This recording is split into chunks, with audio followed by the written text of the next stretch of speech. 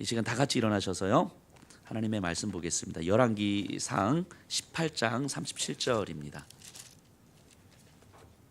열왕기상 18장 37절.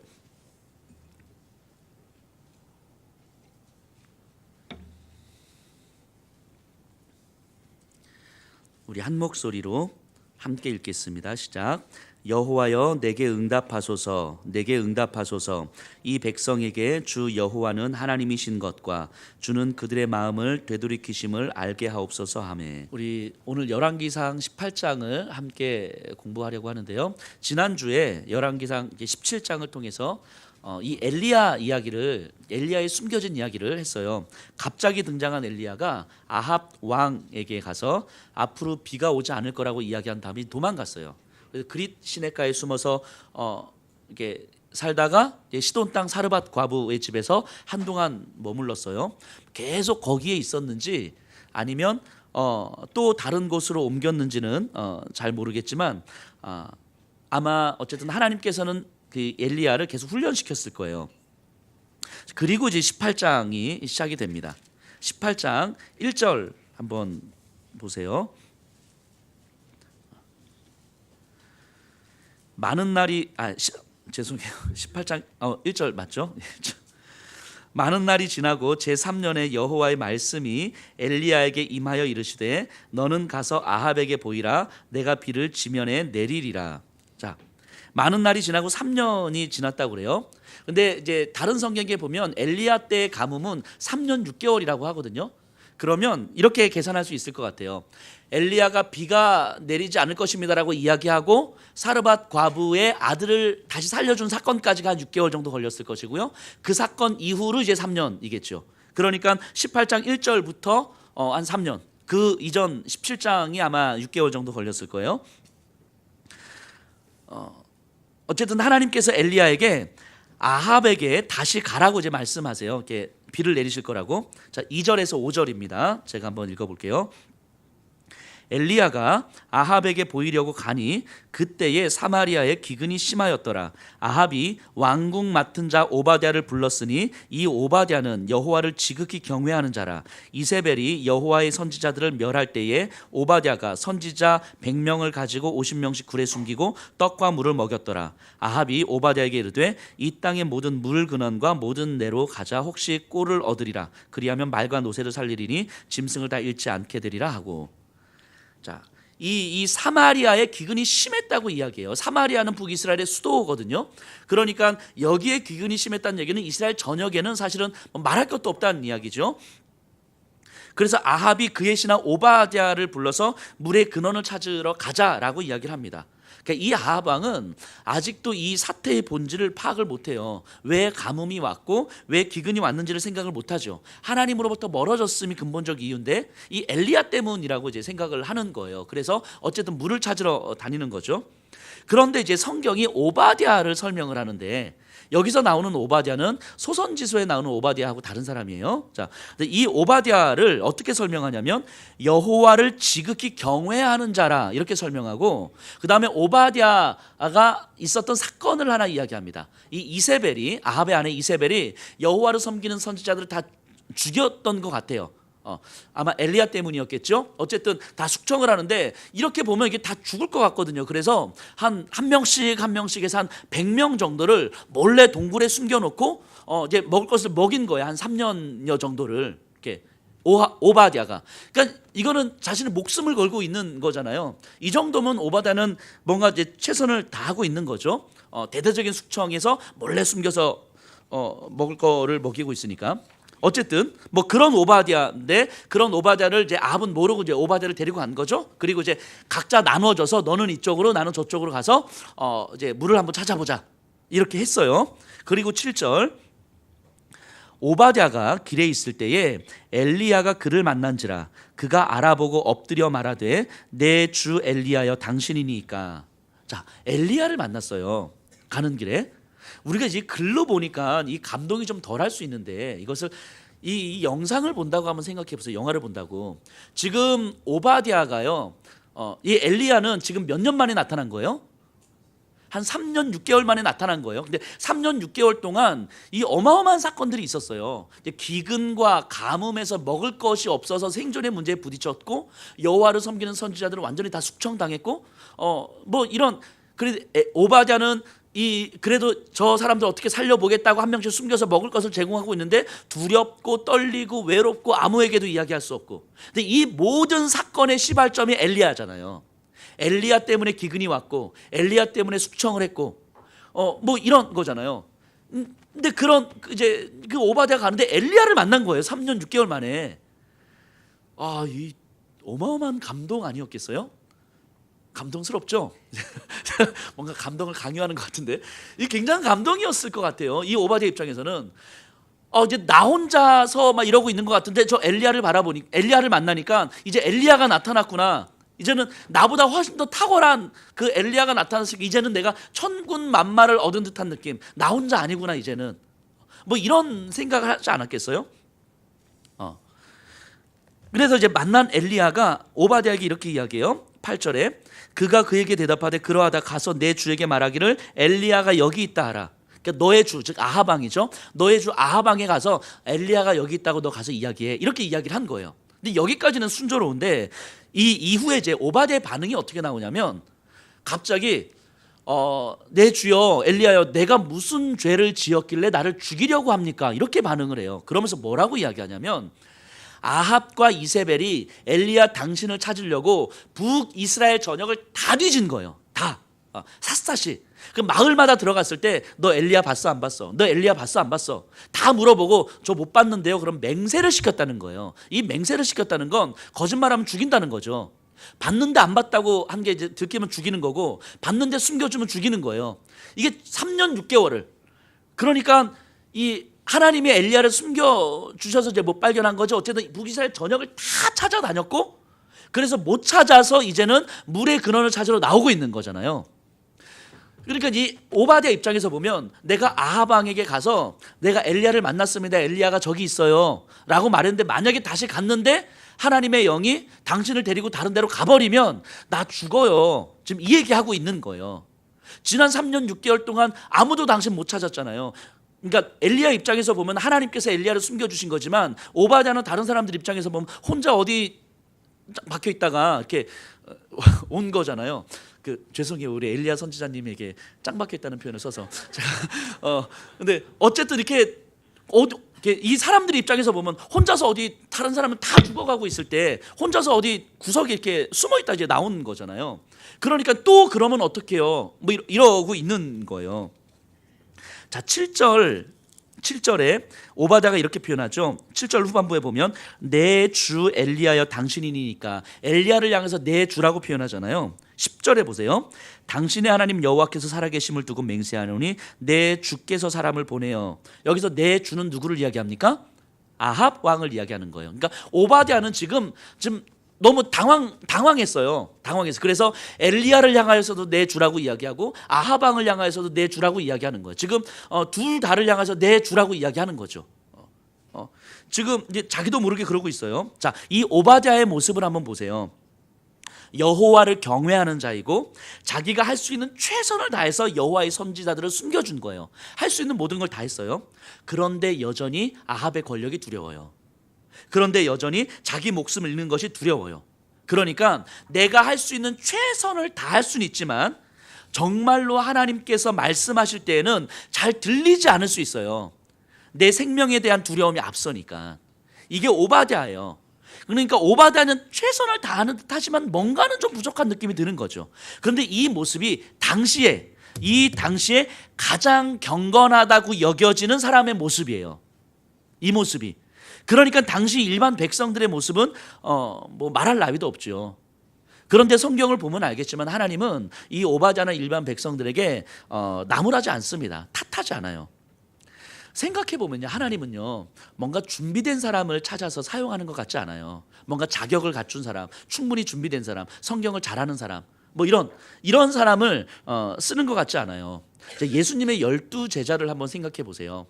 예수님의 12제자 중에서 그래도 우리가 볼 때 저 사람 쓸만하다 라고 할 만한 사람은 한 사람밖에 없었어요. 누구였죠? 가룟 유다밖에 없었어요. 가룟 유다밖에. 돈에 밝고요, 셈에 밝고요. 그다음에 사회 권력의 줄을 댈 줄 알고요. 어떻게 의사소통해야 되는 줄 알고 어떻게 사람들을 만나고 로비를 해야 될 줄 알아요. 이 모든 능력을 갖춘 사람들이 가룟 유다잖아요. 그러니까 12명 중에서 그나마 쓸만한 사람은 가룟 유다 한 사람밖에 없었다고요. 나머지를 보세요. 민족의 반역자에 충동적이고 분노 조절 장애가 있는 것 같고 회의적이고 이기적이고 뭐 다 이런 사람들이잖아요. 이 예수님의 12제자. 그러니까 중요한 건 누구를 부르느냐의 문제가 아니라 누가 부르시느냐의 문제인 거예요. 그러니까 우리가 얼마나 준비가 되느냐의 문제가 아니라 우리를 부르시는 분이 누구냐라고 하는 것이 더 중요한 거죠.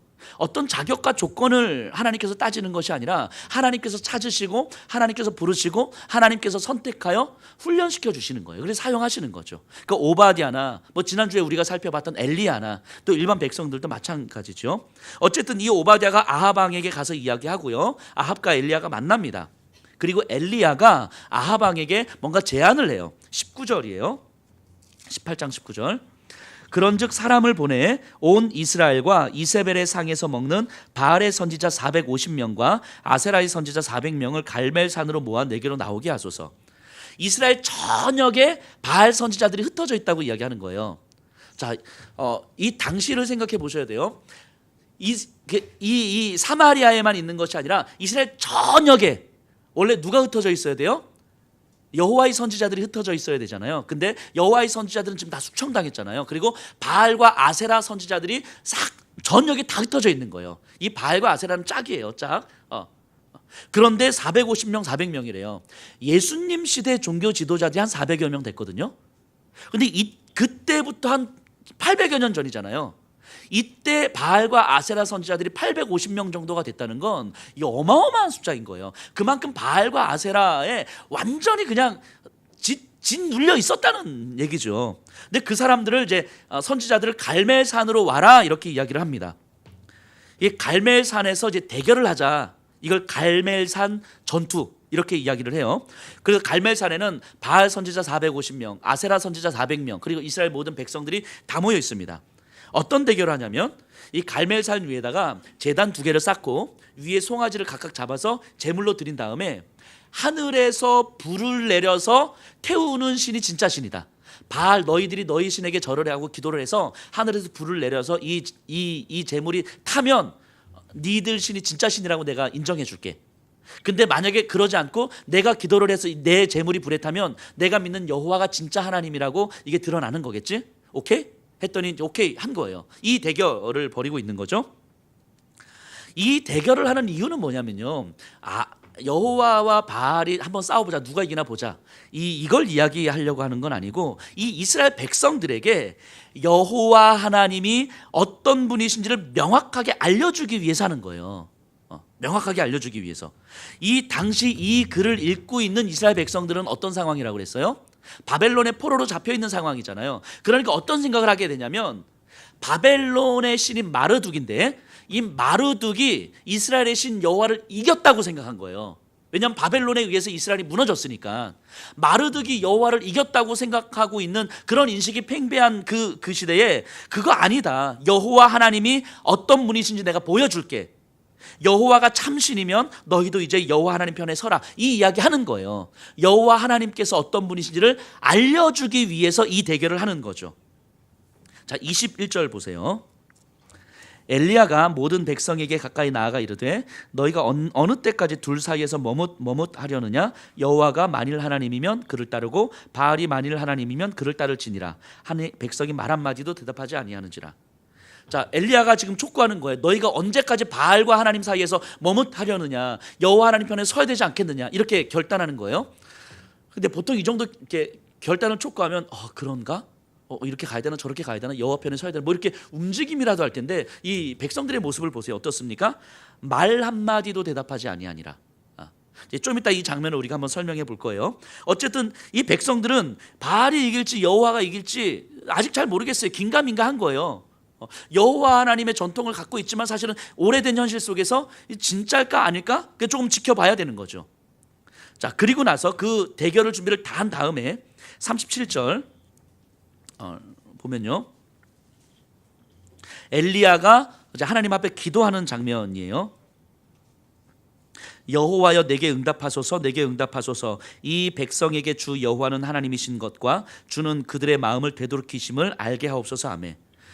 이 하나님 앞에 기도를 하는데 엘리야가 뭐라고 기도하냐면 이 백성들이 여호와가 하나님을 알게 하시고 그리고 그 하나님은 이 백성들의 마음을 돌이키시는 분이라는 걸 깨닫게 해주십시오. 바꿔 말하면 여호와가 어떤 분이신지를 알게 하시고 그리고 하나님 편에 서도록 해주십시오. 이 기도하고 있는 거예요. 엘리야도 백성들에게 이 믿음 없는 것들에게 탓하는 것이 아니라 하나님께 기도함으로 이 백성들의 변화를 촉구하고 있는 거예요. 그러니까 이 대결의 의미는 바로 여기에 있는 거예요. 백성들이 정말 하나님을 깨닫고 하나님 편으로 돌아서는 것, 여기에 지금 이 대결의 목적이 있어요. 자, 그럼 다시 21절로 가서 이제 볼게요. 자, 엘리야가 이제 외쳐요. 언제까지 머뭇할 것이냐. 자, 그런데 이 상황을요, 백성들의 입장에서 한번 생각해 보세요. 이 백성들의 입장에서 지난 3년 6개월 동안 얼마나 피비린내 나는 시간을 보냈어요. 여호와를 섬기는 자들은 다 숙청을 당하고 바알과 아세라 신에게 절하지 않으면 온갖 핍박을 당하는 시간이었어요. 가뭄이었고 기근이어서 안 그래도 그냥 생존하는 것만으로도 하루하루 버거운 삶을 살았거든요. 이제 굶어서 죽어가는 사람도 나타나기 시작하고 어떻게 오늘 하루 먹고 살아가지, 이것만으로도 버거운 시간을 보내는데 심지어 여호와를 섬긴다는 이유만으로 숙청을 당하는 시간을 보냈다고요.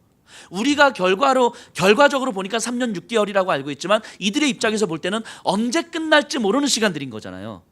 언제 끝날지 모르는 이 피비린내 나는 시간을, 그래서 바알에게 절을 할 수 없어서 신앙을 붙들고 살아가다가 1년이 지나고 2년이 지나고 3년이 지나도 여지없이 변함없는 현실 가운데서 정말 바알에게 절하고 싶진 않지만 이 길이 아니면 다른 길이 안 보이니까 아세라 신에게 절을 하고 싶진 않은데 이 길이 아니면 내 새끼들이 죽어가야 되니까 어쩔 수 없이 바알 앞에 나갈 수밖에 없었고 바알 신에게 절할 수밖에 없었고 아세라 신에게 절할 수밖에 없었던 내 새끼들을 살리기 위해서, 우리 가족들 살리기 위해서 불가피하게 그런 선택을 할 수밖에 없었던 시간을 보낸 거잖아요.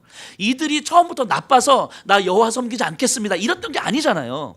이 백성들이 그래도 여호와의 선지자들이 있었고 그들을 통하여 하나님의 말씀을 들을 수 있었고, 근데 시간이 지나면 지날수록 변화되지 않는 현실과 이 약한 마음과 악한 시대 앞에서 어떻게 할 도리가 없었던 거예요. 어떻게 할 도리가. 그들 가운데서는 오바댜처럼 드러내지는 못해도 신앙을 지키려는 사람들도 있었을 거예요. 소극적이나마 바알에게 무릎 꿇지 않으면서 버티는 사람들도 있었을 거예요. 이게 뒤에 가보면 바알에게 무릎 꿇지 않은 7,000명이 남아 있었다라고 이야기하지만 아마 이런 사람들이 드러내진 않지만 그냥 몰래 숨어서 살던 사람들이었겠죠. 그런데 점차 시간이 가면서 이 사람들은 여호와를 의지하고 살려고 해도 마음이 약하고 시대가 악해서 점점 쓰러져 가고 있었던 것 같아요. 아마 그리고 이렇게 이야기했을지도 모르겠어요. 엘리야가 나타나서 언제까지 머뭇하려느냐라고 이야기할 때 백성들 입장에서는 이렇게 항변할지도 모르겠어요. 그럼 이 3년 6개월 동안 이 피비린내 나는 시간 동안 당신은 도대체 어디 있었냐고. 엘리야, 당신은 어디 있었냐고. 우리가 버틸 때에, 그래서 그렇게 도와달라고 하나님 앞에 간절하게 애를 쓰고 기도하고 절규했을 때에 당신은 어디 있었냐고. 우리도 정말 할 만큼 다 했다고. 그런데 정말 회의가 들고 여호와가 정말 하나님이신지도 모르겠고 하루하루 살아가는 것도 이제는 버겁다고. 그런데 이제 와서 우리에게 뭘 어떻게 하라고 그러냐고. 우리가 안 했던 게 아니지 않냐고. 근데 이런 우리에게 와서 언제까지 머뭇할 거냐라고 이야기하면 도대체 우리 보고 뭘 어떻게 하라는 이야기냐고. 이렇게 항변하고 있을지도 모르겠습니다. 아마 이 열왕기서를 읽고 있는 이스라엘 백성들, 바벨론의 포로로 잡혀있는 이스라엘 백성들, 이들도 이랬을 거예요. 점점 지쳐간다고. 여호와께서 살아계신지 아닌지 힘들다고. 희미해져 간다고. 하루하루 버티면서 살아가는 것도 어렵다고. 먹을 것이 없어서 이제는 인육을 먹어야만 하는 이런 시간들이 사실은 비참하다고. 그런데 언제까지 지속될지도 모르는 이런 상황 속에서 그래도 하나님의 말씀 들어야 된다고 말하는 그 말씀이 도대체 그게 도대체 나에게 무슨 의미가 있겠냐고 이렇게 항변하고 있지 않겠습니까? 이 장면을 보면서, 이 백성들 입장에서 보면서 이 문장만 보면 맞는 것 같은데 이 현실적 상황 속에서 백성들 입장에서 보면 충분히 항변할 수 있을 것 같아요. 충분히 그럴 수 있을 것 같아요. 그럼 우리가 다시 한번 생각해 봐야죠. 저도 이 장면을 보면서 이런 생각을 했습니다. 언제까지 머뭇거릴 거냐고, 여호와가 정말 하나님임을 모르겠냐고 그를 따르라고 선포하는 엘리야, 예레미야 이 선지자의 마음은 어땠을까 하는 거예요. 이걸 모르지 않았을 텐데, 이 엘리야 선지자가, 예레미야 선지자가 이 상황을 모르지 않았을 텐데, 그럼에도 불구하고 막연히 그래도 하나님이야 너 따라, 언제까지 이렇게 머뭇머뭇할 거야, 단지 그냥 막연하게 말 한마디 선포하는 게 아니었을 거잖아요. 도대체 이걸 선포하는 이 선지자의 마음은 어땠을까 하는 거예요. 이스라엘이 무너져서 정말 아무런 소망 없이 비참함 속에서 살아가는 그 사람들에게 여호와 하나님을 따르는 삶이어야 됩니다라고 말할 때 그 선지자의 마음은 도대체 어땠을까 하는 거죠. 분명 저들을 질책하는 마음은 아니었을 거거든요. 그런데 여호와를 따라야 됩니다라고 선포할 때 과연 어떤 마음으로 저들에게 선포했을까? 요즘 저희가 이제 수요 성서학당에서 마가복음을 공부하거든요. 마가복음을 보면서도 이 비슷한 생각들을, 묵상들을 좀 해봤어요. 이 마가 공동체라고 하잖아요. 이제 마가의 설교를 듣고 있는 사람들, 그게 마가복음이잖아요. 마가의 설교를 듣고 있는 사람들이 어떤 사람들입니까? 하루하루 자기 목숨 내놓고 예배드리는 사람들이잖아요. 예수님을 믿는다는 이유로 죽어야만 하는 사람들인 거잖아요. 로마의 박해 아래에서 사자굴에 들어가야 됐고, 로마의 창칼 앞에 서야 됐고, 예수님을 믿는다는 이유로 로마의 신에게 절을 할 수가 없고, 예수님을 배반할 수가 없어서, 먹을 것을 어디 구할 수가 없어서 내 자녀들이 하루 이틀 3일 굶고 있는 거예요. 그런데 이런 생활을 언제까지 해야 될지 몰라요. 비참한 생활을 이제는 그만하고 싶기도 한 거죠. 그러니까 이렇게 예배 드리는데 성도들이 그렇게 이야기하지 않았겠습니까? 선생님, 우리 언제까지 이렇게 견뎌야 됩니까? 내 새끼, 내 자녀, 내 아들과 내 딸이 지금 이틀째 굶고 있는데 하나님, 선생님 언제까지 견뎌야 돼요? 그냥 눈 한번 질끈 감고 로마의 신에게 절 한번 하고 와서 내 새끼들 좀 밥 좀 먹이면 안 될까요? 우리만 이러고 있는, 다른 사람들이 이미 다 배교하고 한 사람씩 한 사람 다 떠나고 있지 않냐고. 왜 우리만 이렇게 비참하게 바보같이 버티고 있어야 되냐고. 이런 상황이 마가 공동체의 상황이잖아요. 근데 그런 성도들에게 마가가 이렇게 이야기를 하더라고요. 누구든지 자기 목숨을 구원하고자 하면 잃을 것이요, 누구든지 나와 복음을 위하여 자기 목숨을 잃으면 구원하리라. 이 말씀이 이해가 되세요? 누구든지 자기 목숨을 구원하고자 하면 잃을 것이요, 누구든지 나와 복음을 위하여 자기 목숨을 잃으면 구원하리라. 평안할 때 이 말씀을 들으면 우리는 아멘 할 수 있죠.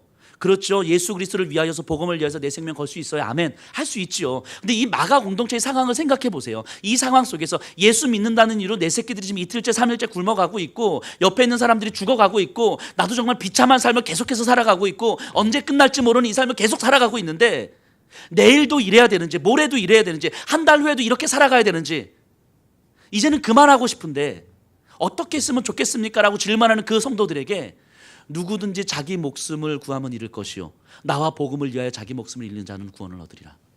이거 굉장히 잔인한 이야기 아니에요? 굉장히 잔인한 이야기 아니에요 이거?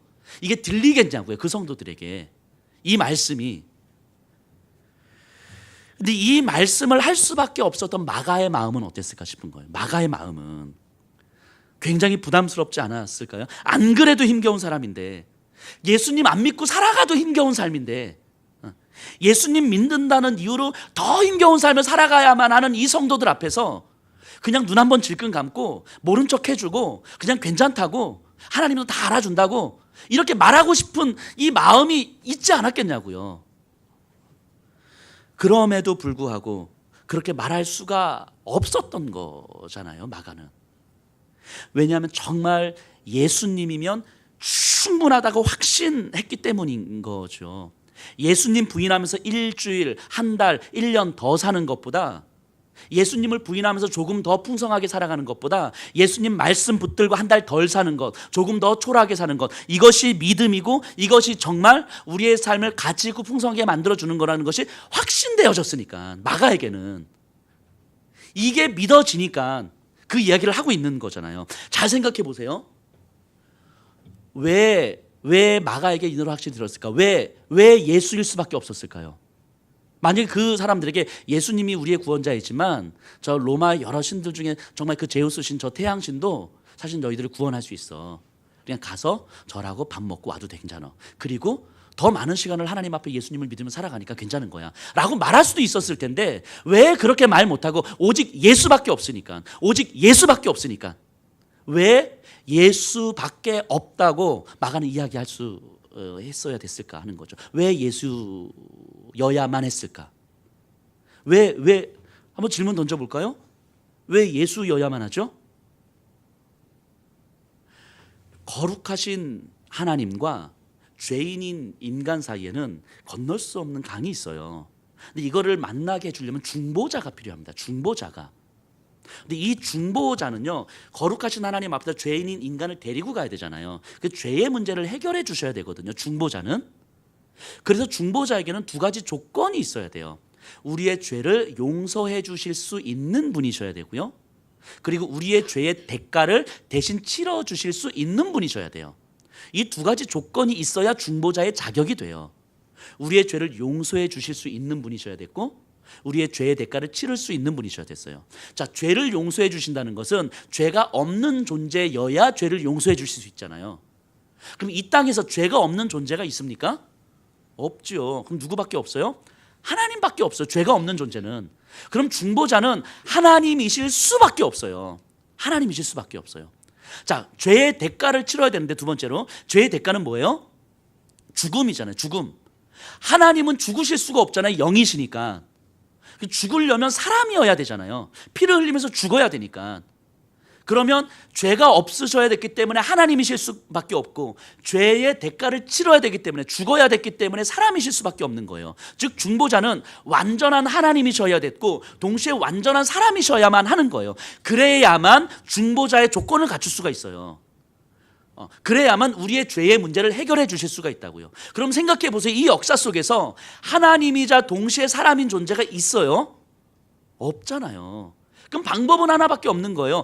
하나님이 인간이 되시는 방법 외에는 없는 거예요. 인간이 하나님이 될 수는 없으니까 하나님이 인간이 되실 수 있는 방법밖에 없는 거예요. 근데 성경은 그 존재가 한 분이 있다고 이야기하잖아요. 바로 예수님이라고. 그러니까 우리의 죄의 문제를 해결해 주실 분은 예수님밖에 없는 거예요. 자, 예수님이 우리의 중보자라고 우리가 믿는다는 건 우리의 죄의 문제를 해결해 주셨다는 거거든요. 죄의 문제를 해결해 주셨다는 것은 우리에게 영원한 생명을 허락하셨다는 의미하고 똑같은 거예요. 죄의 문제가 해결되지 않으면 영원한 생명은 없는 거라고요. 근데 죄의 문제가 해결됐기 때문에 영생이 주어지는 거죠.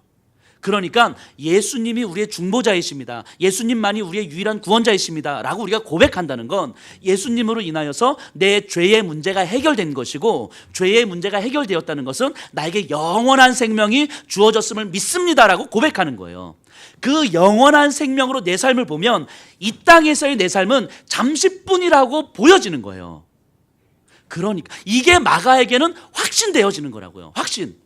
그러니까 우리의 죄의 문제를 해결해 주신 저 예수 그리스도로 말미암아 우리에게 영원한 생명이 우리에게 주어졌다면, 그 예수님 붙들고 짧게 사는 것이 예수님을 외면하고 길게 사는 것보다 훨씬 더 가치 있는 삶이라고 이야기하는 거라고요.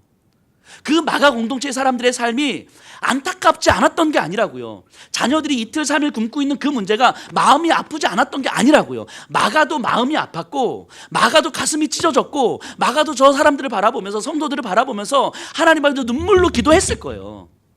그럼에도 불구하고 이 예수를 말할 수밖에 없었던 거죠.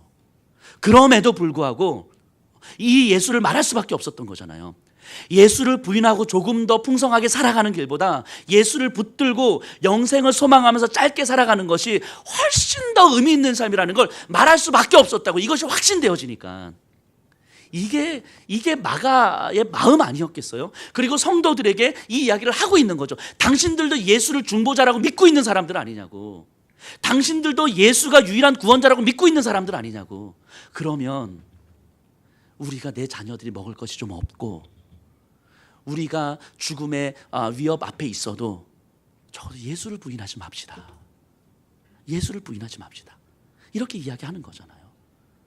그러니까 마가가 이 설교, 마가가 마가 공동체 이 설교를 하기 위해서 저는 이런 확신이 듭니다.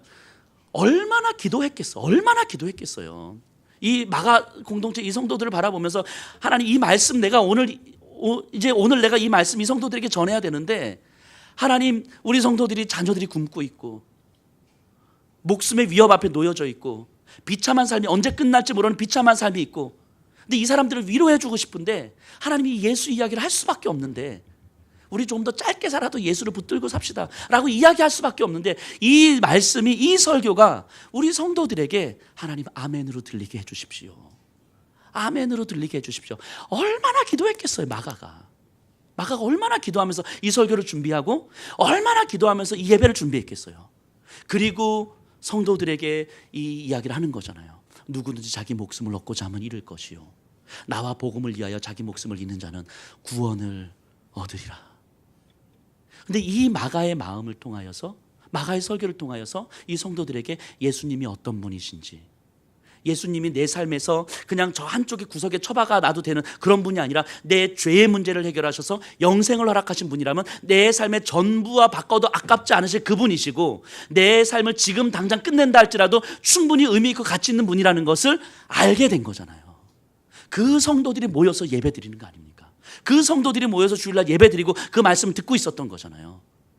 힘들고 오늘 예배 드리고 집에 가서 여전히 비참한 삶이 내 눈앞에 펼쳐질 걸 알매도 불구하고 이 예배의 자리에서 예수님이 누구신지 듣고 예수님이 누구신지 배우고 그리고 또 머뭇거렸던 이제 그만하고 싶은데 했던 이 마음에서 다시 한번 잡고 예수님 편에 서서 내가 어떻게 예수님 편에 서서 말씀 붙들고 살아가지 이렇게 예배 드리지 않았겠어요? 그렇게 드렸던 예배이기 때문에 그 예배 가운데서 감동이 있었고 감격이 있었고 눈물이 있었고 그러면서 모여서 저는 이렇게 찬양했을 것 같아요. 그 힘겹고 비참한 삶에서 모여서 예수 이야기를 들으면서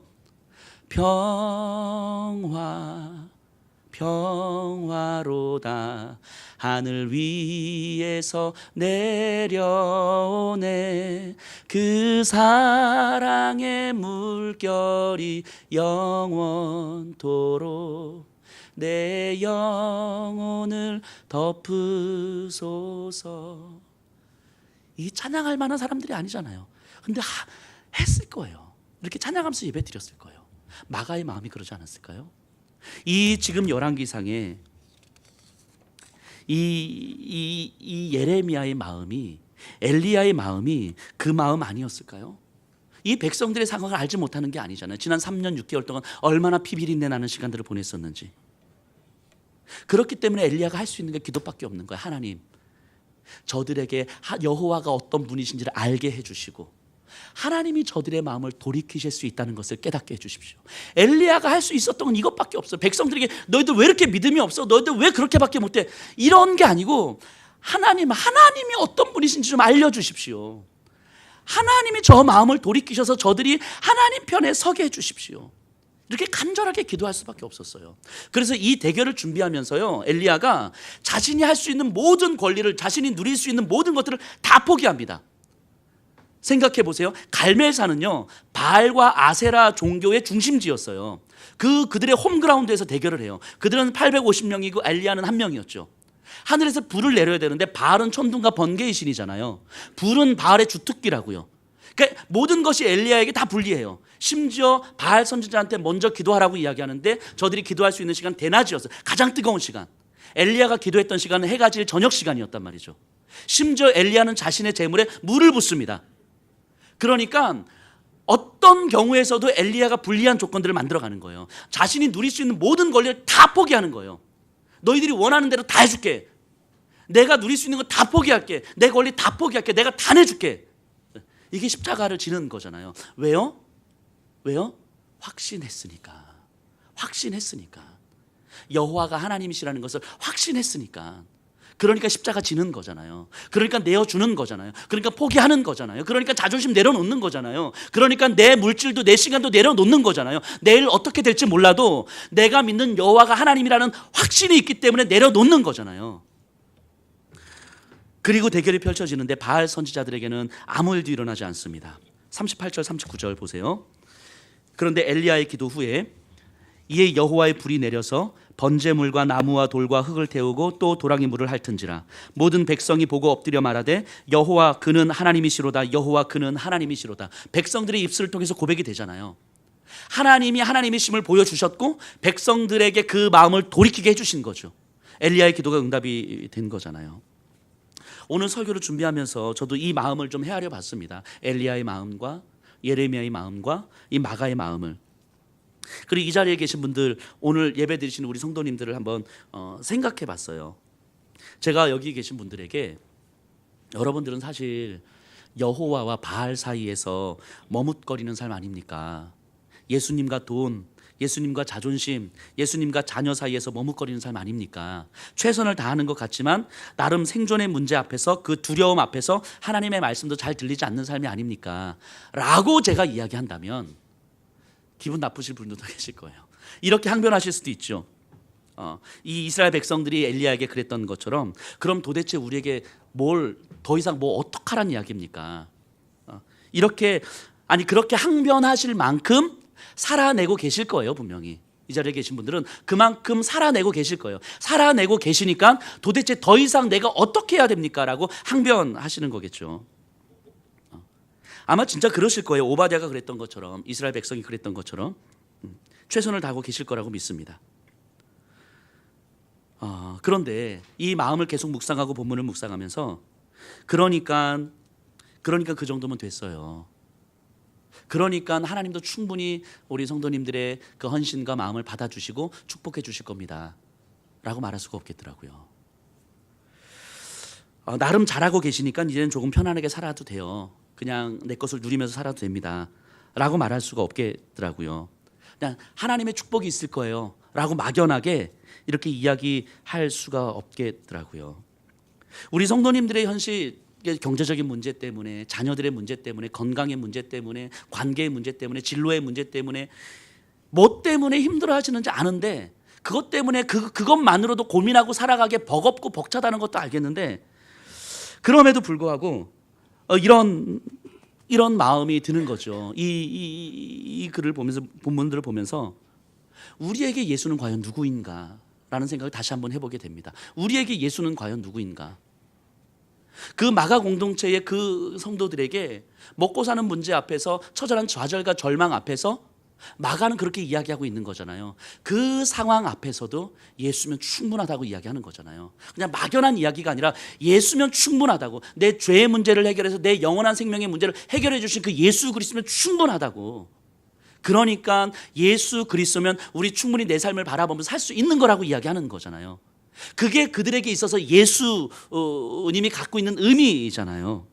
마찬가지, 이 자리에 계신 분들도 마찬가지죠. 우리에게 과연 예수가 누구인지, 정말 나에게 예수가 과연 누구인지 정말 한번 생각해 보셔야 되는 거잖아요. 이 설교를 통해서 정말 예수님이 어떤 분이시고 그 예수님이 어떤 분이신지 우리가 알기 때문에 내가 내 일상에서 어떻게 예수의 편에 서서 살아갈 수 있을지를 고민하게 되는 그런 것, 그것이 우리들의 모습이어야 되는 거라고 말하고 싶은 거죠.